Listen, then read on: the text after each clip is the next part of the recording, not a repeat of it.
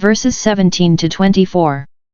How it was discovered to the chief captain by the young man that told it to Paul.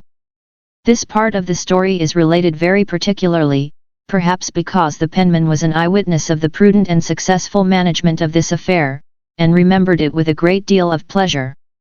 Paul had got a good interest in the officers that attended, by his prudent peaceable deportment.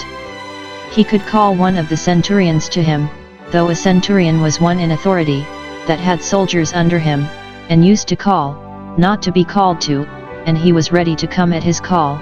v. 17, and he desired that he would introduce this young man to the chief captain, to give in an information of something that concerned the honor of the government. The centurion very readily gratified him. v. 18. He did not send a common soldier with him, but went himself to keep the young man in countenance, to recommend his errand to the chief captain, and to show his respect to Paul. Paul the prisoner, this was his title now, called me to him, and prayed me to bring this young man to thee. What his business is I know not, but he has something to say to thee. Note, it is true charity to poor prisoners to act for them as well as to give to them.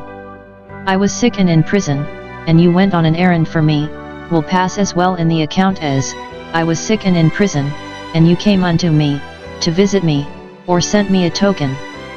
Those that have acquaintance and interest should be ready to use them for the assistance of those that are in distress.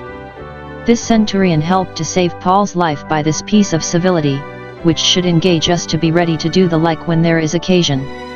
Open thy mouth for the dumb. Prov 31:8. Those that cannot give a good gift to God's prisoners may yet speak a good word for them. The chief captain received the information with a great deal of condescension and tenderness. v. 19.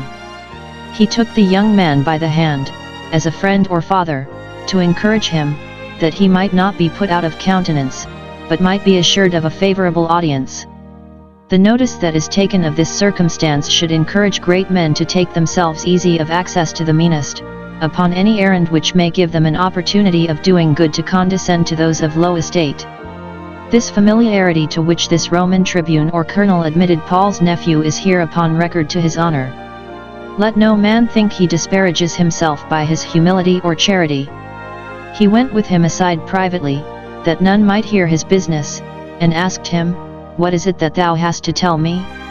Tell me wherein I can be serviceable to Paul. It is probable that the chief captain was the more obliging in this case, because he was sensible he had run himself into a premunire in binding Paul, against his privilege as a Roman citizen, which he was willing now to atone for. The young man delivered his errand to the chief captain very readily and handsomely. v. 20:21. The Jews, he does not say who, lest he should invidiously reflect upon the chief priests and the elders, and his business was to save his uncle's life, not to accuse his enemies, have agreed to desire thee that thou wouldest bring down Paul tomorrow into the council, presuming that, being so short a distance, thou wilt send him without a guard, but do not thou yield unto them. We have reason to believe thou wilt not when thou knowest the truth, for there lie in wait for him of them more than 40 me, who have sworn to be the death of him, and now are they ready looking for a promise from thee, but I have happily got the start of them. The captain dismissed the young man with a charge of secrecy. See that thou tell no man that thou hast shown these things unto me. v. 22. The favors of great men are not always to be boasted of, and not fit to be employed in business. If it should be known that the chief captain had this information brought to him, perhaps they would compass and imagine the death of Paul some other way, therefore keep it private. How the plot was defeated. The chief captain, finding how implacable and inveterate the malice of the Jews was against Paul, how restless they were in their designs to do him a mischief, and how near he was to become himself accessory to it as a minister, resolves to send him away with all speed out of their reach. He received the intelligence with horror and indignation at the baseness and bloody-mindedness of these Jews, and seemed afraid lest, if he should detain Paul in his castle here, under ever so strong a guard, they would find some way or other to compass their end notwithstanding, either beating the guards or burning the castle, and, whatever came of it, he would, if possible, protect Paul, because he looked upon it that he did not deserve such treatment.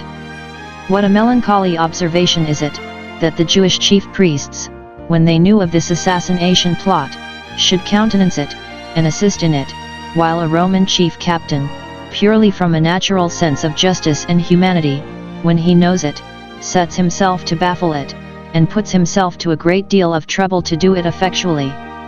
He orders a considerable detachment of the Roman forces under his command to get ready to go to Caesarea with all expedition, and to bring Paul thither to Felix the governor, where he might sooner expect to have justice done him than by the great Sanhedrim at Jerusalem.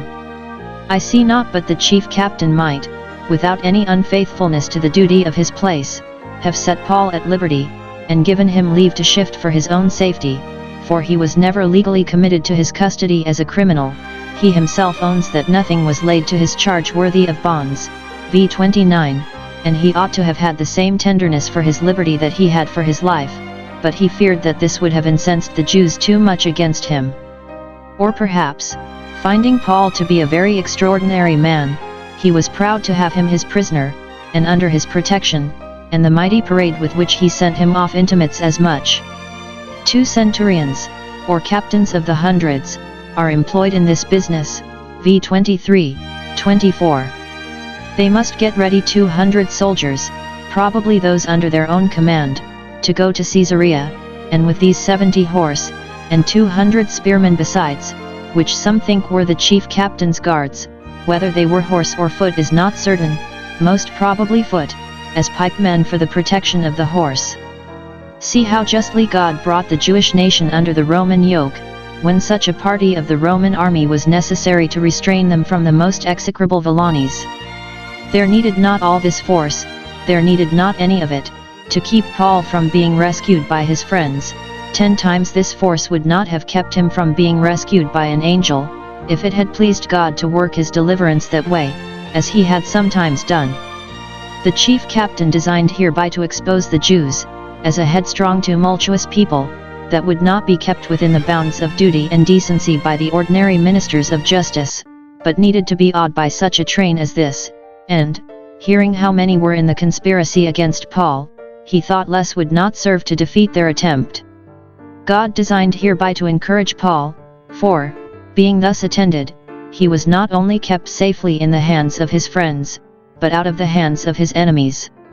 Yet Paul did not desire such a guard, any more than Ezra did, Ezra 8:22, and for the same reason, because he trusted in God's all-sufficiency.